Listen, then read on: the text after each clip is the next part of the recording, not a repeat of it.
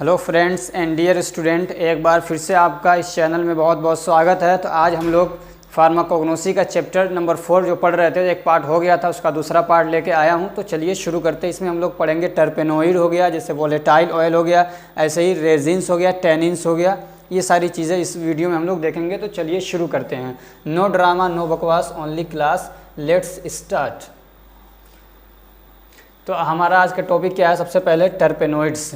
अगर आपने इसकी पहली वीडियो नहीं देखी है, पार्ट 1 नहीं देखा है, तो जाके देख लीजिए। डिस्क्रिप्शन में इसका लिंक मैंने डाल रखा है, वहाँ से देख लीजिए, या तो प्ले लिस्ट में जाएंगे, आपको वहाँ सारी वीडियोस मिल जाएंगी। क्या कहते हैं, चैप्टर वाइज, चैप्टर 1, 2, 3, आप वो सारे चैप्टर वाइज देखिए, अच्छा रहेगा। तो देख लेते डेफिनेशन क्या है। तो टर्पेनोइड्स की डेफिनेशन क्या है? Terpenoids are hydrocarbon of plant origin of general formula C5H8 whole N। ये इतना इसका समझिए डेफिनेशन है, बस इतना अगर आप याद कर लेते हैं तो काफ़ी है। ठीक है, terpenoids are hydrocarbons of plant origin of general formula C6H8 whole N। क्या मतलब इसका कि टर्पेनोइड्स जो होते हैं ये हाइड्रोकार्बन्स होते हैं। हाइड्रोकार्बन मतलब हाइड्रोजन और कार्बन के मॉलिक्यूल्स मिला के कंपाउंड बनता है इनका, और ये प्लांट्स ऑरिजिन से मिलते हैं। और इनका जनरल फार्मूला क्या होता है? C5H8 और N, यानी होल N। अब जितना आप मतलब मॉलिक्यूल बढ़ाते जाएंगे कंपाउंड्स के, उनको इंटू कर देंगे N से, तो वो उतना नंबर आ जाएंगे उसके। ये तो आपको मालूम होगा। ठीक है, तो ये इतना इसका डेफिनेशन हो गया। फिर आगे क्या है? They are volatile and aromatic substance. अब ये जो टर्पेनोइड्स होते हैं ये क्या होते हैं? They are volatile and aromatic substance. ये वोलेटाइल होते हैं और एरोमेटिक होते हैं। वोलेटाइल का मतलब होता है कि मान लीजिए रूम टेम्परेचर है आपका 37 डिग्री सेल्सियस, सपोज दैट। ठीक है, तो इस टेम्परेचर पे अगर आप इसको खोल के रख देंगे वोलेटाइल ऑयल को, तो ये क्या होता है? एवोपोरेट हो जाता है, यानी भाप बन बन के ये क्या होगा? हवा में उड़ जाएगा। उसको बोलते हैं हम लोग क्या? कि वोलेटाइल है। जो वोलेटाइल ऑयल होता है वो रूम टेम्परेचर पे क्या होता है? एवोपोरेट हो जाता है, यानी भाप बन के उड़ जाता है, जिसको वाष्पीकरण बोलते हैं। ठीक है, तो ये इसका एक क्या लिखा है कि ये वोलेटाइल होते हैं। दूसरा क्या होता है? एरोमेटिक होते हैं। एरोमेटिक का मतलब होता है जिसमें से कोई महक आती है, तो हम लोग उसको अच्छी महक मान लो, खुशबूदार जो होते हैं, जिसके अंदर से क्या होता है? फ्रेगनेंस निकलता है, यानी जो खुशबूदार चीज़ें होती है, जो महक वाली होती हैं, उसको बोलते हैं एरोमेटिक। तो ये क्या होते हैं? जो टर्पेनोइड्स होते हैं ये वोलेटाइल होते हैं और एरोमेटिक सब्सटेंस होते हैं। प्रेजेंट्स इन प्लांट, और ये प्लांट में क्या होते हैं? प्रेजेंट होते हैं, पाए जाते हैं। And give them there characteristic, और प्लांट्स को उनका कैरेक्टरिस्टिक देते हैं। कैरेक्टरिस्टिक का मतलब होता है कि किसी के अंदर कुछ ऐसी खूबी हो या कोई ऐसी पहचान हो जो दूसरों के अंदर ना पाई जाती हो, जो दूसरों से उसको अलग करती हो, नुमाया करती हो, तो उसको क्या बोलते हैं? Characteristic feature. कहते हैं ना कि इस मोबाइल का कैरेक्टरिस्टिक फीचर क्या है, या तुम्हारा कैरेक्टरिस्टिक क्या है, यानी ऐसी चीज़ें जो तुम्हारे अंदर खास हो, जो दूसरों में ना पाई जाती हो, तुम्हारे पहचान के लिए वो स्पेशली हो, उसको बोलते हैं कैरेक्टरिस्टिक। तो अब जैसे देखेंगे आपने बहुत सारे पेड़ हैं, प्लांट्स हैं, तो उनके अंदर जो एरोमेटिक है, यानी जो उसके अंदर जो फ्रेगनेंस है, खुशबू है, वो किसी भी प्लांट का आपको मिलेगा नहीं, हर एक का एक अलग है। तो वही क्या है? उसका कैरेक्टरिस्टिक क्या है? फ्रेगनेंस है, कैरेक्टरिस्टिक उसकी क्या है? फीचर है। अब हम देखते हैं ऑक्यूरेंस एंड डिस्ट्रीब्यूशन। ये ऑक्यूरेंस डिस्ट्रीब्यूशन क्या है मैं पहले वीडियो में बता चुका हूँ। ठीक है, तो जो उसमें था सेम वही आप यहाँ पर भी डाल दीजिए कि terpenoids are found in any part of plants. यानी ऑक्यूरेंस और डिस्ट्रीब्यूशन का मतलब ये होता है कि ये कहाँ पाए जाते हैं। इसका मतलब ये भी हो सकता है कि प्लांट्स के किस पार्ट में पाए जाते हैं और किस एरिया में पाए जाते हैं, किस इलाके में, किस ज़िले में, किस स्टेट के अंदर पाए जाते हैं, किस डिस्ट्रिक्ट में पाए जाते हैं। इसका मतलब ये भी हो सकता है डिस्ट्रीब्यूशन का। ठीक है, या किस फैमिली, किस स्पेसीज़ में पाए जाते हैं, ये सारी मतलब चीज़ें इसके मतलब हो सकती हैं। तो क्या terpenoids are found in any part of plant, plant के किसी भी पार्ट में ये क्या पाए जा सकते हैं। And in many different species and family, और अलग अलग स्पेसीज़ के अंदर, अलग अलग फैमिलीज़ के अंदर भी ये क्या पाए जा सकते हैं। अब हम लोग क्या पढ़ेंगे इसमें? आइसोलेशन। क्या है आइसोलेशन? मैंने बताया था एक्सट्रैक्शन को आइसोलेशन भी बोलते हैं। एक्सट्रैक्शन क्या होता है आप जानते होंगे।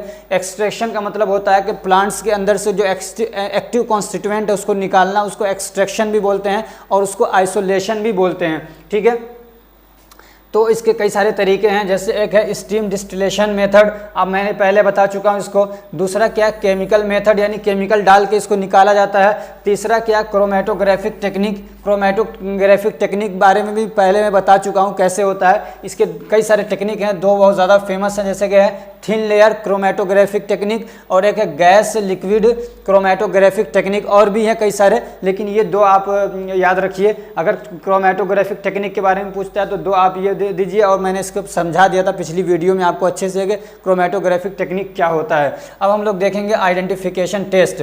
आइडेंटिफिकेशन टेस्ट क्या है कि आपने मान लीजिए अब आइसोलेशन कर लिया, यानी आइसोलेट कर लिया, जो भी उसके अंदर एक्टिव कॉन्स्टिट्यूएंट है उसको क्या एक्सट्रैक्ट कर लिया, निकाल लिया, तो फिर उसके बाद आइडेंटिफिकेशन टेस्ट लगाया जाता है, चेक किया जाता है कि क्या इसके अंदर वाकई में वो केमिकल है या नहीं है। तो हम लोग टर्पेनोइड का कर रहे हैं तो हम देखेंगे कि टर्पेनोइड है कि नहीं है, तो उसके लिए क्या करेंगे, हम लोग आइडेंटिफिकेशन टेस्ट लगाएंगे। तो आइडेंटिफिकेशन टेस्ट का नाम आपको याद होना चाहिए, बस अगर नाम भी याद रहता है तो ये काफ़ी हो जाता है, क्योंकि एग्जाम में ज़्यादातर सिर्फ नाम ही पूछता है कि कौन सा आइडेंटिफिकेशन टेस्ट इसके लिए यूज़ होता है। तो क्या कौन सा टेस्ट यूज होता है, वो है आइडेंटिफिकेशन टेस्ट फॉर टर्पेनोइड। तो टर्पेनोइड के लिए कौन सा यूज होता है, तो वो है नोलर टेस्ट। क्या है, नोलर टेस्ट। अब इस कैसे काम करता है ये, this sample is mixed with tin and thionyl chloride. जो सैंपल आपने बनाया अभी, मतलब अभी एक्सट्रैक्ट किया है, तो उसको आपने एक बर्तन में रखा, ठीक, इसमें आपका वो केमिकल है। दूसरा क्या करेंगे, इसमें टिन डालेंगे, टिन डाल दिया, ठीक। उसके बाद क्या करेंगे, थियोनाइल डालेंगे, थियोनाइल डाल दिया इसके अंदर, थियोनाइल क्लोराइड।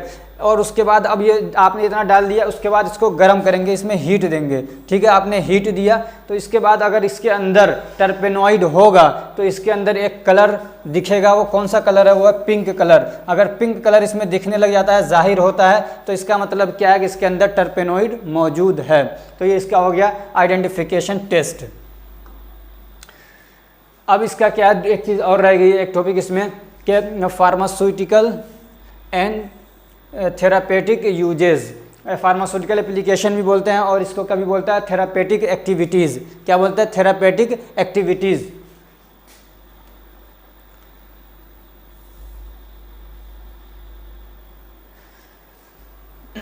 तो अब कुछ देख लेते हैं, जैसे ये कुछ नाम है आपके किसके, टर्पेनोइड्स के, ये कुछ नेम्स हैं और फिर उनके क्या हैं, यूजेज हैं। अगर आप में से कोई सा ही पूछता है, फार्मास्यूटिकल पूछे या थेरापेटिक पूछे, आप कोई सा पूछे, आप ये इतना लिख देंगे, आपको नंबर मिल जाएंगे, ठीक है।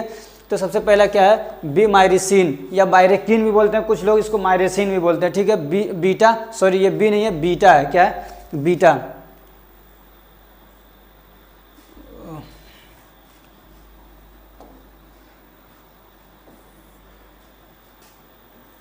ये क्या है, बीटा, ठीक है।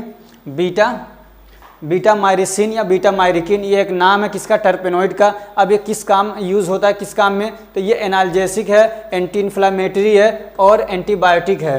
एनाल्जेसिक क्या होता है, जो पेन को, यानी आपके दर्द हो रहा कहीं पे, जो पेन किलर होती है दवाएं, तो उसी को एनाल्जेसिक भी बोलते हैं और नारकोटिक भी बोलते हैं, ठीक है। तो एनाल्जेसिक के तौर पे ये काम करता है, यानी दर्द को ठीक करने के लिए होता है। एंटी इन्फ्लामेटरी, इन्फ्लामेशन का मतलब होता है कहीं पे सूजन हो गया, वहाँ पे क्या दर्द हो रहा है, बुखार हो गया, हीट वहाँ पे जनरेट हो रहा है, जैसे कि बुखार में होता है, तो इन्फ्लामेटरी। तो ऐसी जो दवाएं होती हैं जो सूजन को, दर्द को और बुखार को, फीवर को ठीक करने के लिए यूज़ होती हैं, तो वो इन्फ्लामेटरी ड्रग्स होती हैं, तो इसमें भी ये काम करता है। और एंटीबायोटिक है भाई, एंटीबायोटिक यहाँ पर आप सिर्फ इतना याद रखिए कि एंटीबायोटिक है। ये एंटीबायोटिक क्या होता है, इसकी जो एक पूरी फार्मास्यूटिकल केमिस्ट्री के अंदर एक चैप्टर है पूरा एंटीबायोटिक, वहाँ पे आपको डिटेल से बताया जाएगा। सिर्फ इतना जानिए कि एंटीबायोटिक ये होता है कि बाहर से कोई हम लोग दवा लेते हैं, जो हमारे अंदर अगर कोई बैक्टीरिया है, ख़ास तौर से बैक्टीरिया या कोई वायरस या कोई भी और भी माइक्रो ऑर्गेनिज्म है, उसको किल करने के लिए, उसको ग्रोथ को रोकने के लिए, उसके इफेक्ट को रोकने के लिए जो दवाएँ हम बाहर से लेते हैं वो होती हैं एंटीबायोटिक।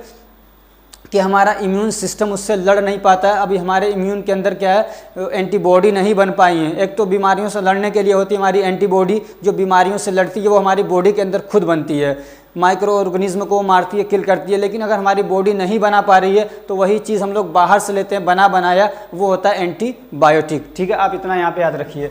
अब दूसरी चीज़ इसमें क्या है, अल्फा पाइनिन। अल्फा पिनिन भी बोलते हैं इसको और पाइनिन भी बोलते हैं, अल्फा पिनिन या अल्फा पाइनिन। तो ये भी क्या एंटी इन्फ्लामेटरी है और क्या है, ये एक्सपेक्टोरेंट की तरह काम करता है। एक्सपेक्टोरेंट क्या होता है, जैसे खांसी होती है तो दो तरह की खांसी होती है, एक होता है बलगम वाली खांसी जिसको गीली खांसी बोलते हैं, एक होती है सूखी खांसी जिसको क्या टस्सी बोलते हैं। तो ये एक्सपेक्टोरेंट जो होता है वो गीली वाली खांसी को ठीक करने के लिए जो दवा यूज़ होती है उसको एक्सपेक्टोरेंट बोलते हैं, सूखी खांसी को ठीक करने के लिए जो दवा यूज़ होती है उसको एंटी टस्सी बोलते हैं। तो ये क्या है, जो अल्फा पाइनिन है या अल्फा पिनिन है वो क्या है, एक्सपेक्टोरेंट की तरह यूज़ होता है। तीसरा क्या है, ये ब्रोंकोडायलेटर्स है। ब्रोंकोडायलेटर्स क्या है, जो हमारा ट्रेकिया है या और भी उसके नीचे जो ब्रोंक्यूल्स वगैरह हैं, अगर वो सिकुड़ जाते हैं और एयर का पूरे तरीके से क्या है वहाँ से पास नहीं हो पाता है तो आदमी का सांस फूलने लगता है, तो उसी को डायलेट करने के लिए जो दवाएं यूज़ होती हैं उसको बोलते हैं ब्रोंकोडायलेटर्स। तो ये ब्रोंकोडायलेटर की तरह भी यूज़ होता है कौन, अल्फा पाइनिन या पिनिन।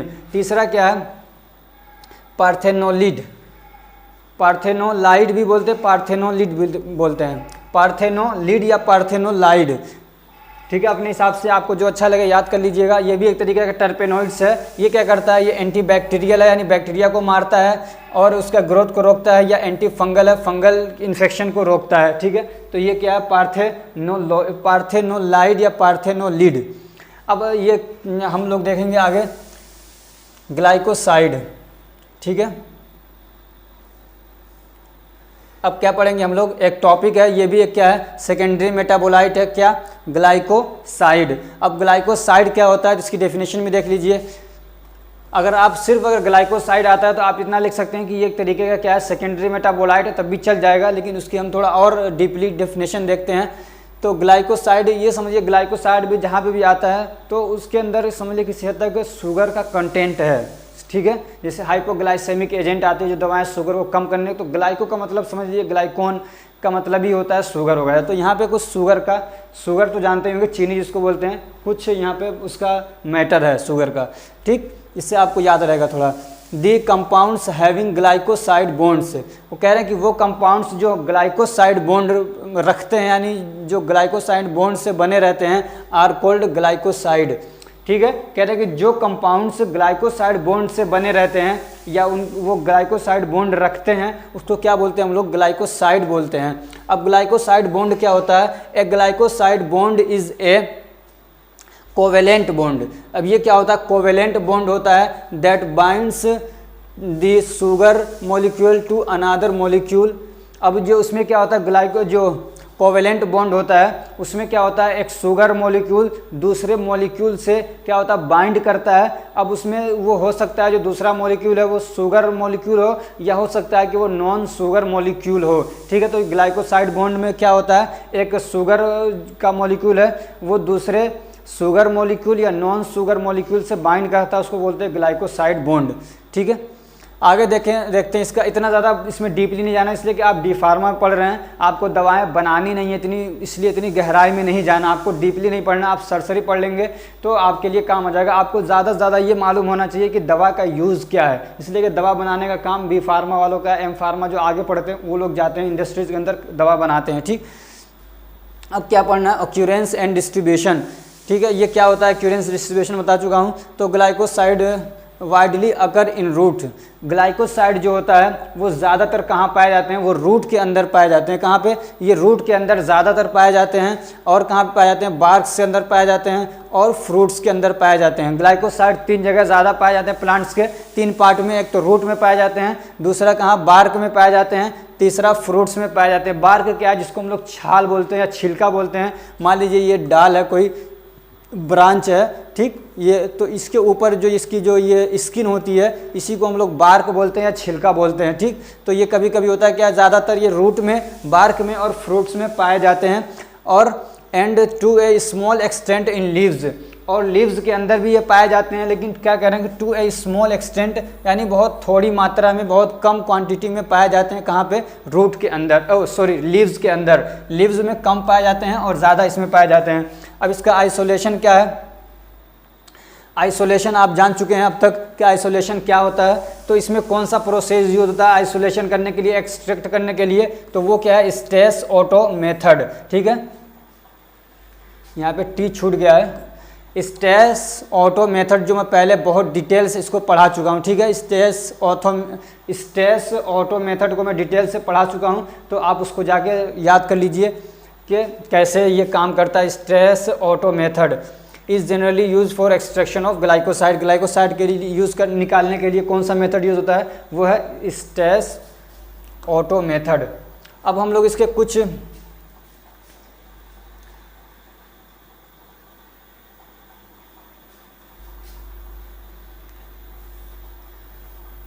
ग्लाइकोसाइड के जो नेम्स हैं और उनके यूजेस हैं वो देख लेते हैं। तो जैसे है कि एंथ्रोक्विनोन ग्लाइकोसाइड, ठीक है, एंथ्रोक्विनोन ग्लाइकोसाइड, तो ये क्या करता है, इसका आइडेंटिफिकेशन टेस्ट इसका देख लेते हैं।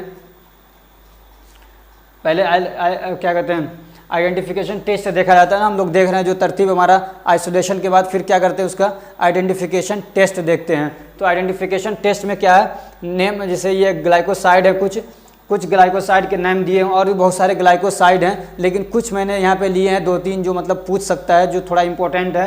तो एक है एंथ्रोक्विनोन ग्लाइकोसाइड। तो इसके लिए जो आइडेंटिफिकेशन टेस्ट होता है वो क्या है, बोर्न ट्रेगर टेस्ट। क्या है, बोर्न ट्रेगर टेस्ट होता है। दूसरा क्या है, सैपोनिन ग्लाइकोसाइड के लिए जो जो सैपोनिन ग्लाइकोसाइड के लिए जो आइडेंटिफिकेशन टेस्ट होता है वो क्या है, हेमोलाइसिस। ये यू यहाँ पे ज़्यादा हो गया है, यू काट दीजिएगा आप। क्या है, हीमोलाइसिस या हेमो भी बोलते हैं, हेमोलाइसिस टेस्ट। किसके लिए, सैपोनिन ग्लाइकोसाइड के लिए जो आइडेंटिफिकेशन टेस्ट लगाया जाता है वो क्या है, हेमोलाइसिस। यू नहीं आएगा यहाँ पे, यू काट दीजिएगा। तीसरा क्या है, स्टेरॉइड एंड ट्राइटरपेनोइड ग्लाइकोसाइड। क्या है, स्टेरॉइड एंड ट्राइटरपेनोइड ग्लाइकोसाइड। तो इसके लिए जो आइडेंटिफिकेशन टेस्ट होता है वो है लीबरमैन बर्कहार्ड। इसको बर्चर्ड भी बोलते हैं बहुत सारे लोग और बर्कहार्ड भी बोलते हैं, ठीक है।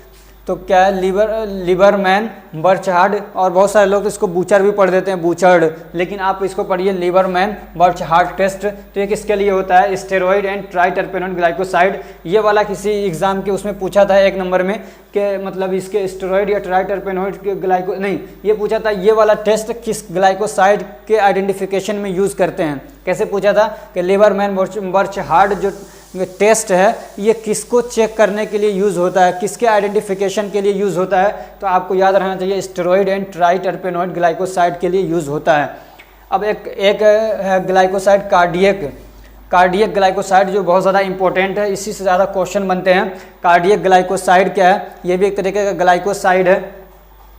अब कार्डियक का मतलब होता है हार्ट, यानी जो हमारे हार्ट को मजबूत करने का काम करता है वो होता है कार्डियक ग्लाइकोसाइड। हमारे हार्ट को क्या करता है, स्ट्रॉन्ग कर देता है। तो इसके लिए एक टेस्ट यूज़ होता है, वो केलर-किलियानी टेस्ट। क्या है, केलर-किलियानी टेस्ट, जो इसके लिए कार्डियक ग्लाइकोसाइड के लिए यानी आइडेंटिफिकेशन के लिए यूज़ होता है, वो कौन सा, केलर-किलियानी टेस्ट। दूसरा एक और भी कई सारे इसके टेस्ट हैं, लेकिन मैंने 2 लिए हैं, जिनमें से एक को आपको मतलब सिर्फ नाम याद कर लीजिए और दूसरे का तरीका भी याद कर लीजिए कि कैसे ये टेस्ट परफॉर्म किया जाता है। ये सारे क्या आइडेंटिफिकेशन टेस्ट हैं, इतने सारे आप याद नहीं कर पाएंगे, कन्फ्यूज़न हो जाएगा। इसलिए मैं चाहता हूँ कि जितना ज़्यादा ईजी हो सके और जितना ज़्यादा शॉर्ट हो सके आपको देने की कोशिश करता हूँ। तो सिर्फ ये वाला थोड़ा आसान था, तो मैंने भी इसी को ज़्यादा अच्छे से याद किया था, और बाकी सारे तो इतने लंबे हर कोई याद भी नहीं कर सकता है। अगर आपको ग्लाइकोसाइड का पूछ लेता है तो आप केलर-किलियानी एक नाम दे दीजिए। और दूसरा ये 3,5-डाइनाइट्रोबेंजोइक एसिड टेस्ट, ये भी क्या एक तरीके का ग्लाइकोसाइड टेस्ट है। तो ये थोड़ा आसान है, आप इसको याद रख लीजिए। तो इसमें क्या होता है, the alcoholic solution of drug is added with a few drops of NaOH यानी sodium oxide and 2% of solution of three five dinitrobenzoic acid. ठीक है। अब क्या है, आपका मान लीजिए ग्लाइकोसाइड जो है, तो उसको क्या करेंगे, हम अल्कोहल थोड़ा सा मिलाएंगे उसके अंदर।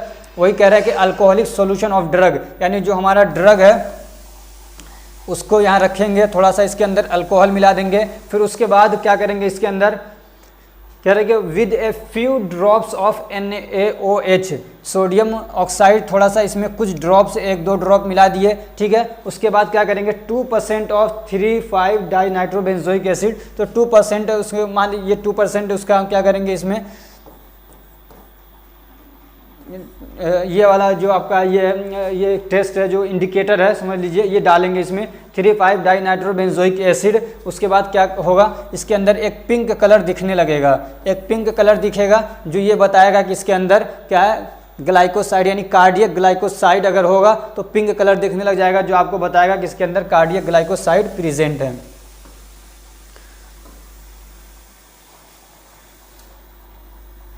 अब इसके कुछ फार्मास्यूटिकल एंड थेरापेटिक यूज़ क्या हैं तो वो देख लेते हैं। तो एक है कार्डियक ग्लाइकोसाइड, तो ये क्या करता है, आपके कार्डियोटोनिक के तरह काम करता है, यानी आपके हार्ट को मजबूत करता है, स्ट्रॉन्ग करता है। दूसरा क्या है, एंथोसियानिन, एंथोसियानिन ग्लाइकोसाइड है, तो ये क्या करता है, एंटी रियूमेटिक है। ये क्या है, एंटी रियूमेटिक है और एंटीसेप्टिक है। एंटी रियूमेटिक का क्या मतलब है, रियूमेटिक का मतलब समझिए जोड़ों का दर्द, तो जोड़ों के दर्द के लिए जो दवा यूज़ होती है उसको बोलते हैं एंटी रियूमेटिक। तो ये जो है आपका एंथोसियानिन, ये भी क्या तरीके का एंटी रियूमेटिक होता है। और दूसरा क्या होता है, एंटीसेप्टिक होता है। एंटीसेप्टिक मतलब जो माइक्रो ऑर्गेनिज्म होते हैं, जैसे कि मान लीजिए बैक्टीरिया हो गया, वायरस हो गए, फंगी हो गए, अलगी हो गए, जो भी हो गए, तो वो लिविंग ऑर्गेनिज्म के ऊपर, जैसे हम लोग लिविंग हैं तो लिविंग ऑर्गेनिज्म के ऊपर जो बैक्टीरिया या जो भी माइक्रो ऑर्गेनिज्म है उनके ग्रोथ को रोकते हैं या उनको किल करते हैं, तो वो क्या होते हैं, एंटीसेप्टिक होते हैं। और एक होता है डिसइंफेक्टेंट, जो नॉन लिविंग ऑर्गेनिज्म के ऊपर माइक्रोब्स के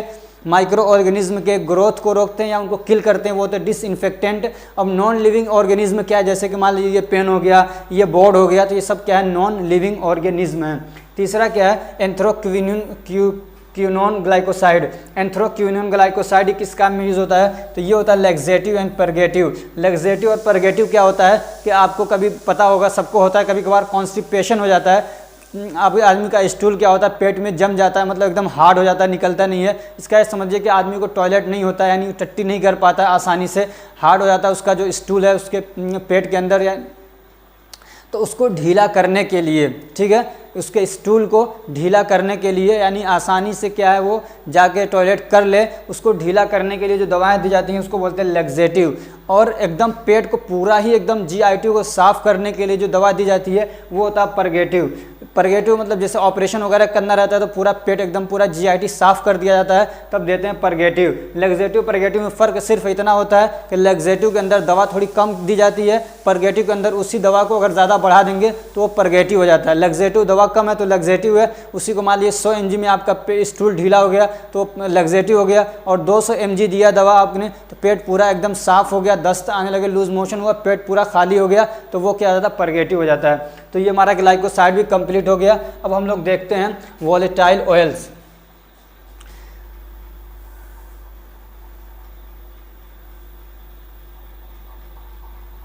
तो क्या होता है वोलेटाइल ऑयल, अभी थोड़ा सा आपने इसके बारे में देखा था हल्का सा। अब देखिए वोलेटाइल ऑयल्स क्या होते हैं।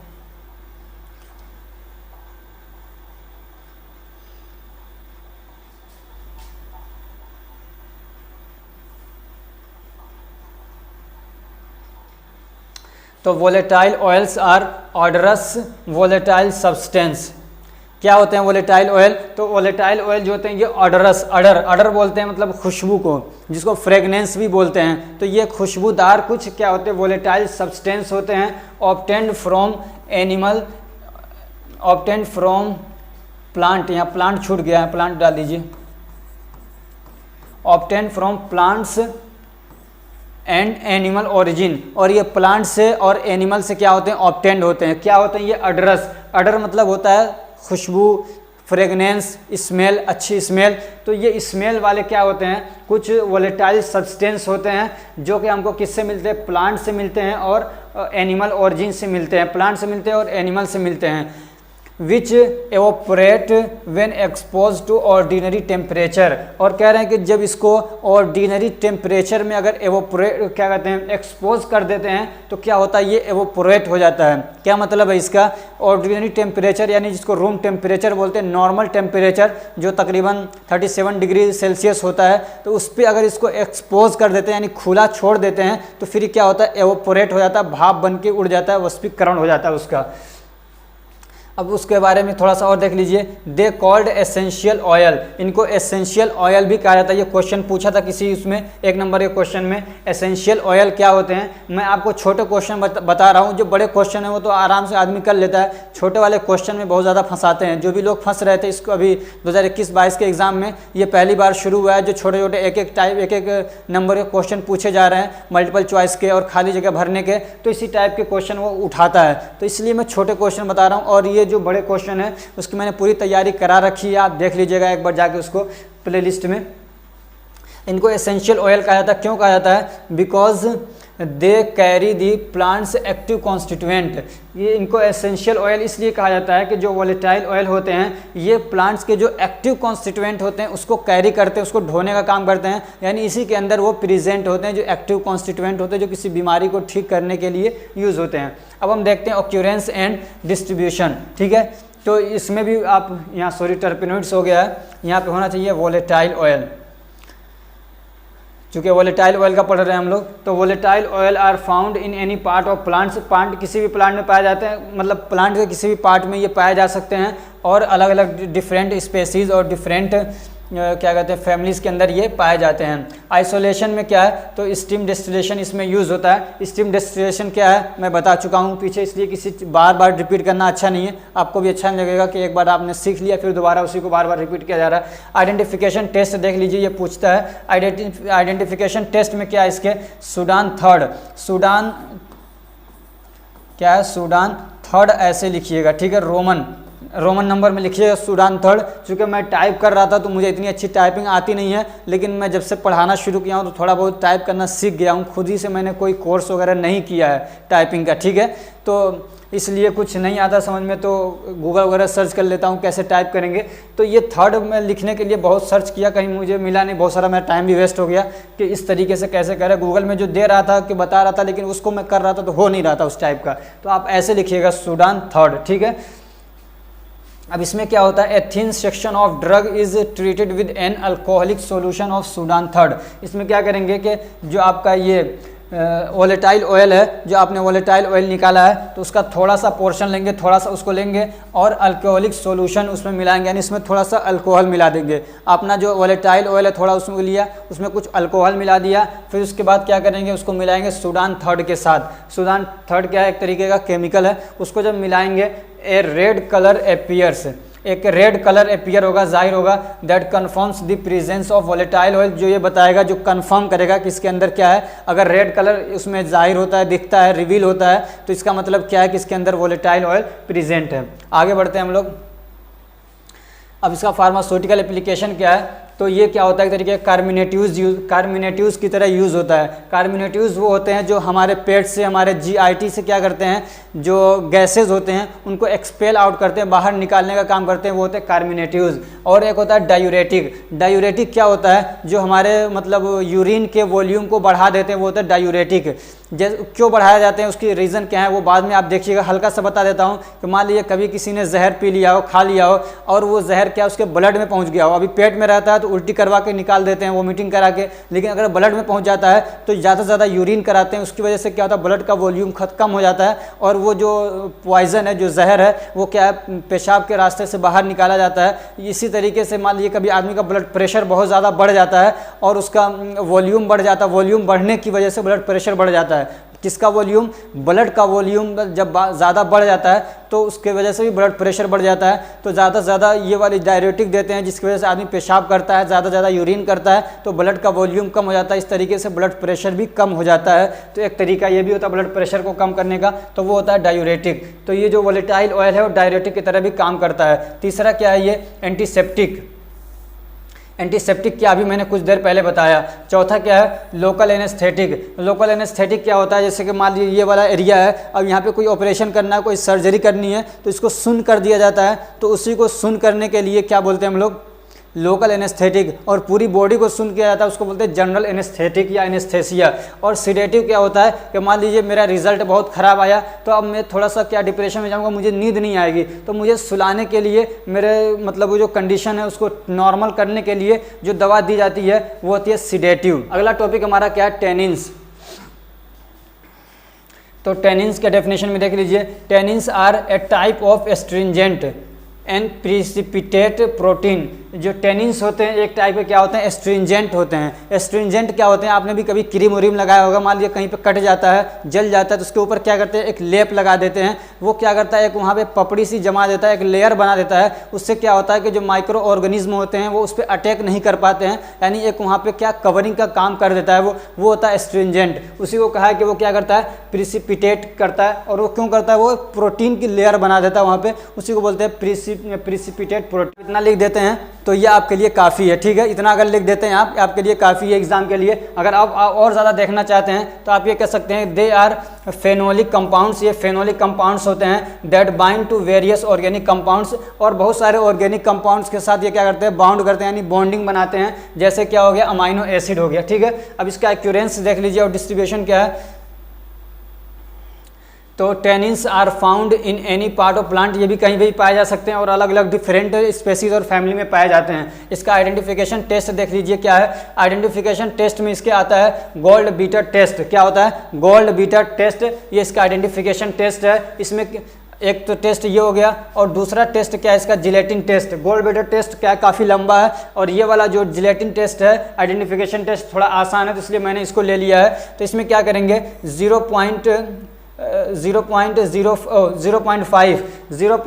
to 1% क्या लेंगे, टेनिन सोल्यूशन लेंगे, ठीक है। 0.5 यानी आधा या 1% क्या लेंगे, टेनिन सोल्यूशन लेंगे। और फिर क्या करेंगे, 1% एक्वस जिलेटिन सोल्यूशन लेंगे।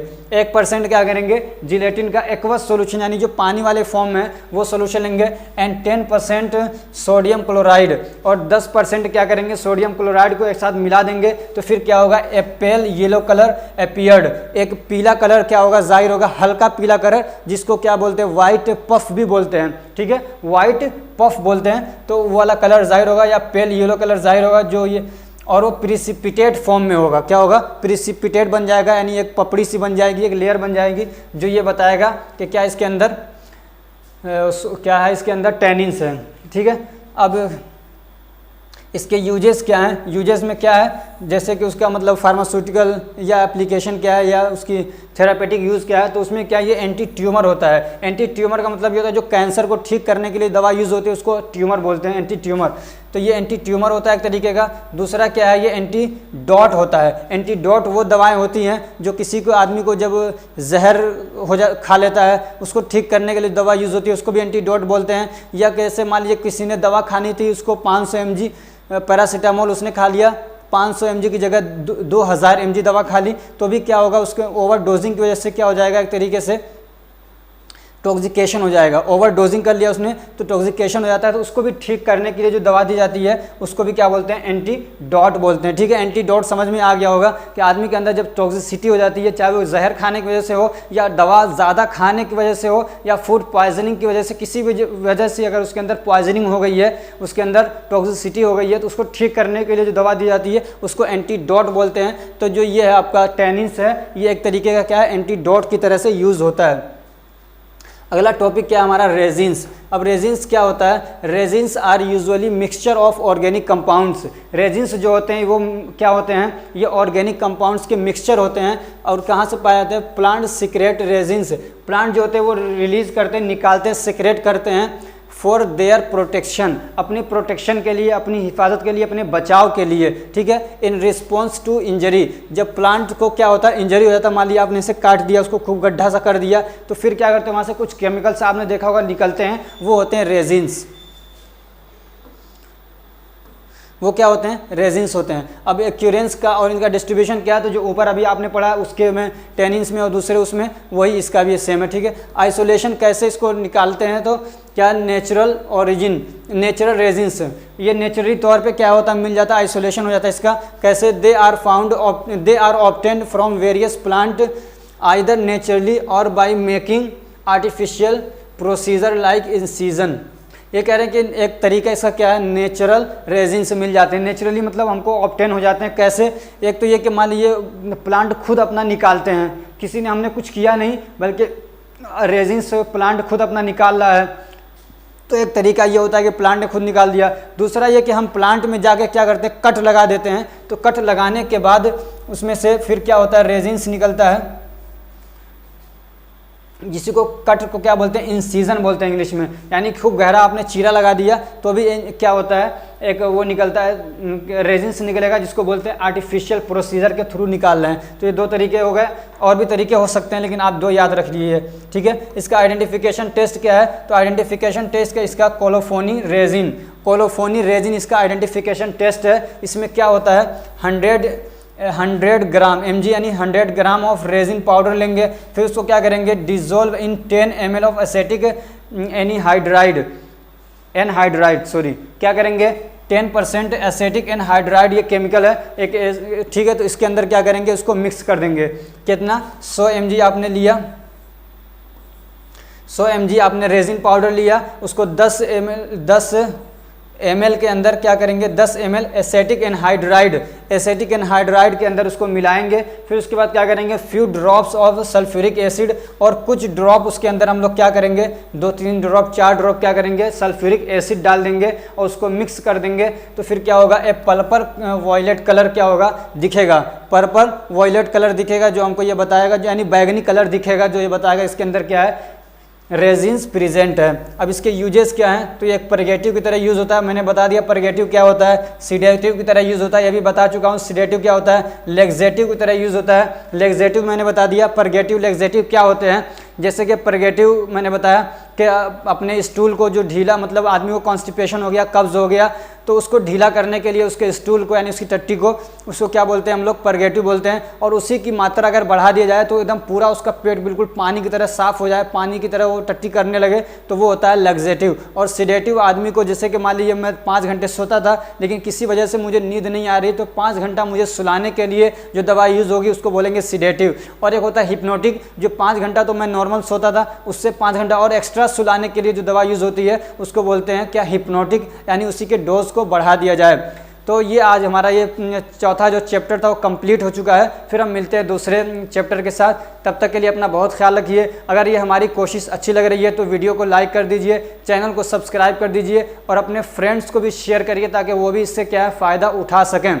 और हमारा टेलीग्राम ग्रुप ज्वाइन कर लीजिए। अगर आपको PDF की ज़रूरत है या आप हमसे कांटेक्ट करना चाहते हैं, कुछ पूछना चाहते हैं तो कमेंट करके ज़रूर बताइए। आपको सारे सवालात के, आपके सारे क्वेश्चन के आंसर देने की ज़रूर कोशिश करूँगा। Thank you so much for watching.